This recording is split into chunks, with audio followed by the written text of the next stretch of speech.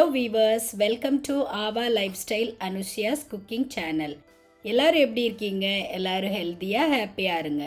இதுவரைக்கும் என்னோட சேனலை சப்ஸ்கிரைப் பண்ணாதவங்க கண்டிப்பா சப்ஸ்கிரைப் பண்ணுங்க.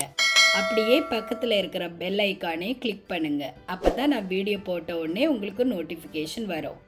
இன்னைக்கு நம்ம பார்க்க போற ரெசிபி கன்னியாகுமரி ஸ்டைல் பால் கொல்கட்டை. இப்போ இதுக்கு தேவையான இன்க்ரீடியன்ட்ஸ் என்னென்ன, இது எப்படி செய்யலாங்கிறத பார்க்கலாம்.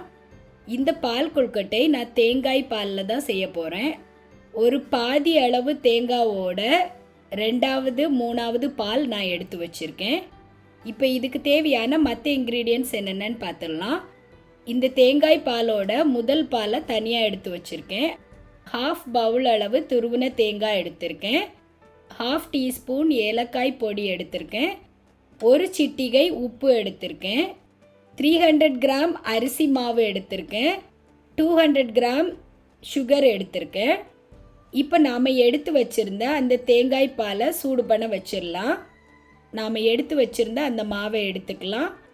உப்பு சேர்த்துக்கலாம். அது கூட அந்த தேங்காவை சேர்த்துக்கிறேன். நான் ஒரு 2 டேபிள் ஸ்பூன் அளவு சுகர் சேர்த்துக்கிறேன். தேங்காய் பால் விட்டு நான் இந்த மாவை பிசைகிறேன். அப்போ தான் அந்த டேஸ்ட் ரொம்ப நல்லா இருக்கும். இப்போ இதை நல்லா மிக்ஸ் பண்ணிவிட்டேன். இந்த மிக்சர் ரெடி ஆகிடுச்சு. இப்போ நாம் இதை கொழுக்கட்டையாக பிடிச்சிக்கலாம். இந்த மாதிரி தான் பிடிக்கணும். இந்த சைஸில் சின்ன லெமன் அளவு சைஸில் நான் கொழுக்கட்டை பிடிச்சிக்கிறேன். இதே மாதிரியே நாம் மிக்ஸ் பண்ணி வச்சுருந்த எல்லா மாவுலையும் உருண்டை பிடிச்சிக்கலாம். இந்த நேரத்தில் நாம் வச்சுருந்த அந்த தேங்காய் பால் நல்லா சூடாகிடுச்சு. இப்போ நாம் எடுத்து வச்சுருந்த அந்த சுகரை சேர்த்துக்கலாம். சேர்த்துட்டு நல்லா மிக்ஸ் பண்ணிக்கலாம். இந்த சுகர் நல்லா கரைஞ்சதும் நாம் பிடிச்சி வச்சுருந்த அந்த கொழுக்கட்டையை சேர்த்துக்கலாம். கொழுக்கட்டையை சேர்க்கும்போது கவனமாக சேர்க்கணும். கடைசியாக 2 கொழுக்கட்டையை மட்டும் நாம் உடைச்சி அதை சேர்த்துக்கலாம். அப்படி சேர்க்கும்போது அந்த பால் நல்லா திக்காகும். ஒரு 2-3 மினிட்ஸ் விட்டுட்டு கொஞ்சமாக மிக்ஸ் பண்ணி விடணும். இப்போ பாருங்கள், நம்மளோட அந்த கொழுக்கட்டையும் நல்லா குக் ஆகிடுச்சு. அதே மாதிரி அந்த தேங்காய் பாலும் நல்லா திக்காயிடுச்சு. இந்த நேரத்தில் நாம் எடுத்து வச்சுருந்த அந்த ஏலக்காய் பொடியை சேர்த்துக்கலாம். இப்போ கடைசியாக நாம் ஃப்ளேமை ஆஃப் பண்ணுறதுக்கு முன்னாடி நாம் எடுத்து வச்சுருந்த அந்த முதல் தேங்காய் பாலை சேர்த்துக்கலாம். சேர்த்துட்டு நல்லா மிக்ஸ் பண்ணி விட்டுறலாம்.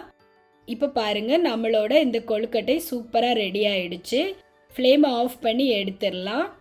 இதை நான் இப்போ உங்களுக்கு சூடாகவே சர்வ் பண்ணி காமிக்கிறேன். எம்மியான டேஸ்டியான பால் கொழுக்கட்டை ரெடி ஆகிடுச்சு. இப்போ இந்த கொழுக்கட்டை மேலே நான் கொஞ்சமாக கட் பண்ண தேங்காய் போட்டு கார்னிஷ் பண்ணிக்கிறேன். இது சாப்பிட்றதுக்கு ரொம்ப நல்லா இருக்கும். அது தேங்காய் பாலில் செய்கிறதுனால ரொம்ப டேஸ்ட்டாக இருக்கும். அந்த கொழுக்கட்டையும் நல்லா குக் ஆகிருக்கு. அதே நேரத்தில் அந்த தேங்காய் பாலும் நல்லா திக்காக சூப்பராக இருக்குது பாருங்கள். இது சாப்பிட்றதுக்கு ரொம்ப டேஸ்ட்டாக இருக்கும். குழந்தைங்க நல்லா என்ஜாய் பண்ணுவாங்க. நீங்கள் நெக்ஸ்ட் டைம் பால் கொழுக்கட்டை செய்யும்போது இந்த மாதிரி செஞ்சு பாருங்கள், உங்களுக்கும் ரொம்ப பிடிக்கும். கன்னியாகுமரியில் இந்த மாதிரி தான் பால் கொழுக்கட்டை செய்வாங்க. அந்த மெத்தட் தான் நான் உங்களுக்கு சொல்லியிருக்கேன். நீங்கள் நெக்ஸ்ட் டைம் இதே மாதிரி பால் கொழுக்கட்டை செஞ்சு பாருங்கள், ரொம்ப நல்லாயிருக்கும். ஓகே வீவர்ஸ், உங்களுக்கு இந்த ரெசிபி பிடிச்சிருக்குன்னு நினைக்கிறேன். இது வரைக்கும் என்னோட சேனலை சப்ஸ்கிரைப் பண்ணாதவங்க கண்டிப்பாக சப்ஸ்கிரைப் பண்ணுங்கள். உங்கள் ஃப்ரெண்ட்ஸுக்கும் ஷேர் பண்ணுங்கள். ரெகுலராக என்னோடய சேனலை வாட்ச் பண்ணுங்கள், சப்போர்ட் பண்ணுங்கள். நான் இதே மாதிரி இன்ட்ரெஸ்டிங்கான ரெசிபீஸ் உங்கள் கூட ஷேர் பண்ணிகிட்டே இருப்பேன்.